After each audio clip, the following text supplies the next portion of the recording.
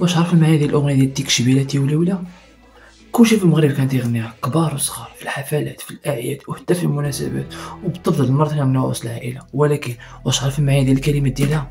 هاد الأغنية راه ماشي غير نغمة، هاد الأغنية قصة حزن عمرها قرون السنين.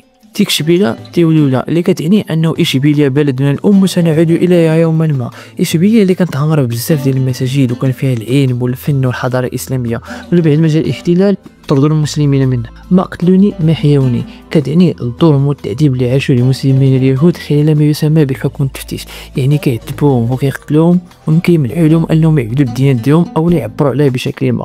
غير الكاس اللي عطاو، تخيل انه كانوا الاسبان كيجبروا المسلمين انهم يشربوا الشراب باش يعصيوا الله سبحانه وتعالى ويضيعوا الهويه ديالهم الاسلاميه. حرامي ما يموتش، تخيل انه كتعني انه العدو دائما كيرجع بعد ما انه الاندلس بناو الحضارات ديالهم وازدهرت المهن ديالهم والفن ديالهم، رجع الاسبان واستعمروهم. جاءت الاخبار في الكوتشي كتعني انه جاءت اخبار عوده الاسبان مع الرسول الذي يركب عربه تجرها 3 خيول. حنا كنغنيو الاغنيه وفرحانين، وفي الحقيقه هي دموع ديال جدودنا اللي هاجروا بلادهم، قصه ديال المعاناه والحزن والفراق اللي عاشوا. لكن كتبقى غير رساله، واخا ما رجعناش لاشبيليه، حضارتنا ولغتنا وديننا مازال حيين فينا ومازال كاين الامل. طبيعة الحال الا عجبك هذا النوع من القصص خلي لها متابعه وبارطاجي فيديو، راه محتوى من القلب للقلب.